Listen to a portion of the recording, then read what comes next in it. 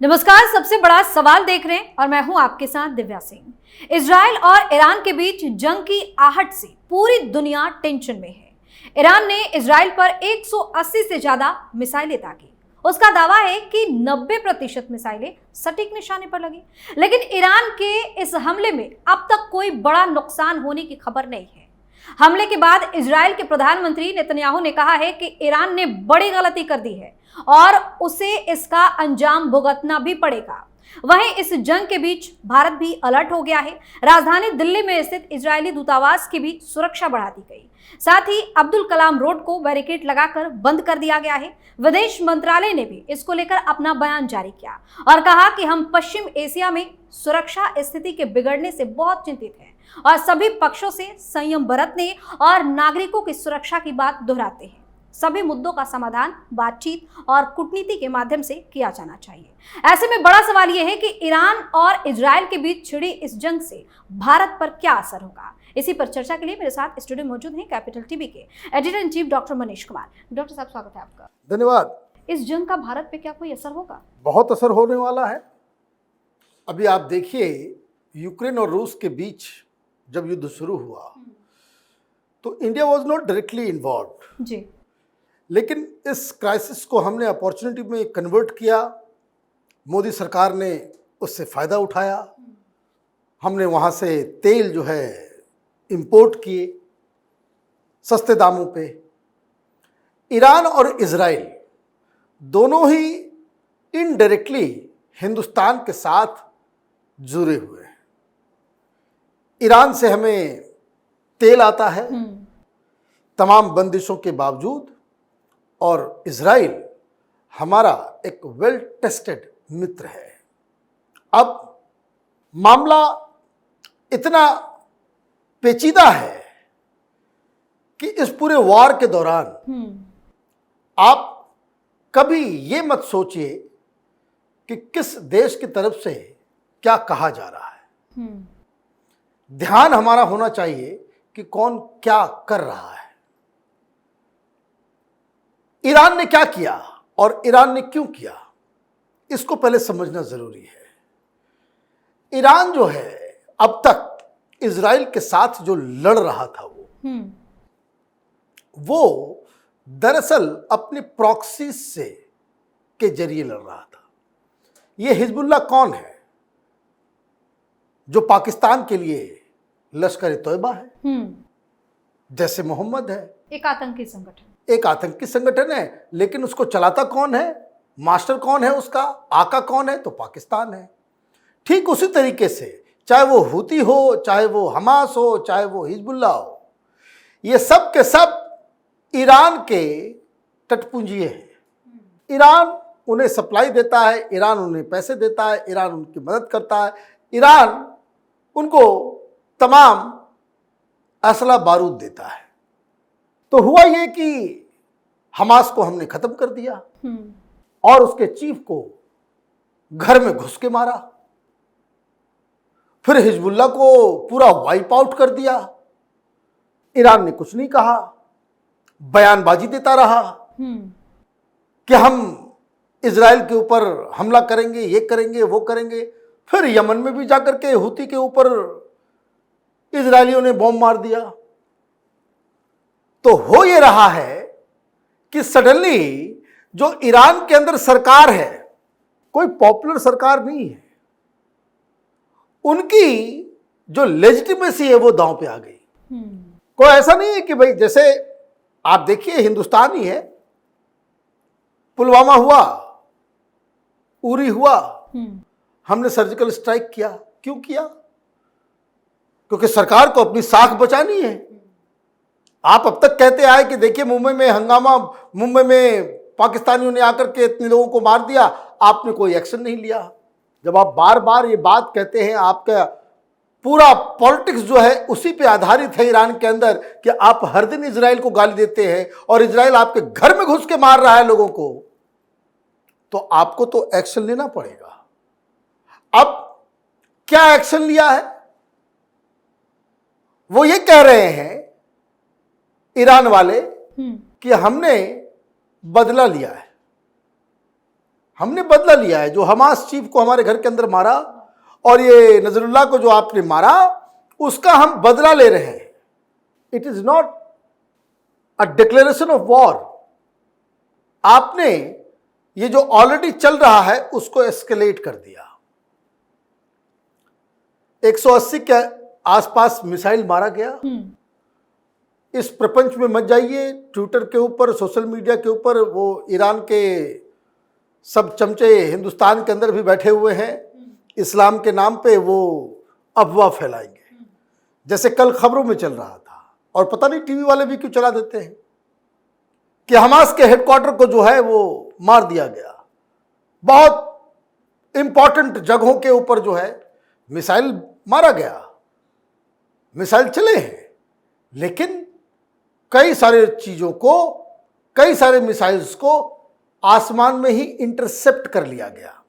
और यहां महत्वपूर्ण बात क्या है, वो ये है कि इजराइल तो उन मिसाइलों को इंटरसेप्ट कर ही रहा था। कमला हैरिस आकर के सामने उन्होंने डिक्लेयर किया कि हमने भी मिसाइल्स गिराए हैं ईरान के।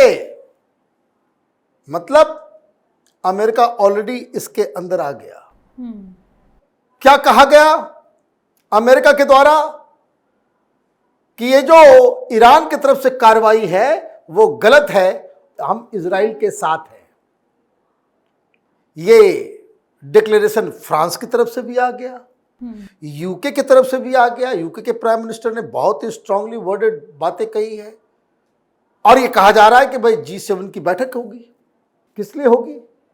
ईरान के फेवर में नहीं होगी, ईरान के खिलाफ होगी।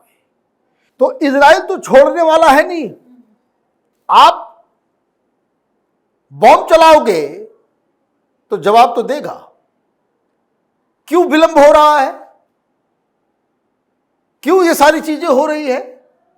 भाई हमले के 24-25 घंटे के बाद वो इसलिए क्योंकि वो सारा कोऑर्डिनेशन में मामला चल रहा है।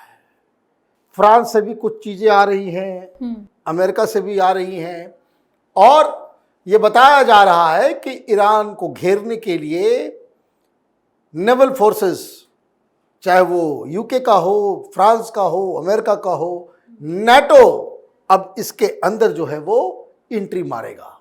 अब क्या हो रहा है, आपने एस्केलेट तो किया लेकिन मिसकैलकुलेट कर लिया। आप ये बयान दोगे कि भाई नेतन्याहू जो है वो टेररिस्ट है, नेतन्याहू को हम खत्म करेंगे, जितने भी टॉप लीडरशिप है इजराइल का उसको खत्म कर देंगे। हलवा पूरी है। और ये आप घोषणा भी कर रहे हो, और तुम्हारे सारे लीडर जो है वो बंकर के अंदर घुसे हुए, दबे हुए, छिपे हुए। कोई बाहर नहीं आ रहा है, कोई बाहर नहीं आ रहा है, क्योंकि जान का खतरा हो गया है। और सबसे बड़ी बात कि क्या ईरान के पास टेक्नोलॉजी है, ये सामर्थ्य है? नहीं है इजराइल से निपटने का, क्योंकि इजराइल के पीछे पूरा अमेरिका खड़ा है। आप देखिए क्या स्थिति हो गई पाकिस्तान की। पाकिस्तान में वहां की सरकार थू थू कर रही है सबको, मीडिया वाले पाकिस्तान की सरकार को। क्यों? कि इजराइल बड़े ये लोग करते कट्टरपंथी। जितने इस्लामिस्ट हैं उनका दुश्मन नंबर 1 इजराइल। और इतनी बड़ी घटना घट गई, हमास को खत्म कर दिया, हिजबुल्लाह को खत्म कर दिया, अब ईरान के साथ सब कुछ हो रहा है, और पाकिस्तान के प्रधानमंत्री के मुंह में दही जमी हुई है। क्यों? कुछ नहीं कर सकता, कर्ज में दबे हुए हो। एक इधर से उधर किए नहीं कि जो फॉल्ट लाइंस जो है ना पाकिस्तान के अंदर, वो देश ही नहीं बचेगा। बिना बॉम्ब चलाए, बिना युद्ध लड़े पाकिस्तान खंड खंड विखंड हो जाएगा। ऐसी स्थिति बनी हुई है। ईरान के साथ कोई इस्लामिक मुल्क सामने आ रहा है कि हम तुम्हारे साथ हैं, तुम लड़ाई लड़ो, हम भेज रहे हैं, जैसे जबकि इजराइल के साथ बहुत सारे, अरे इजराइल के साथ तो सारे लोग कह रहे हैं, ऑलरेडी अमेरिका घुस गया।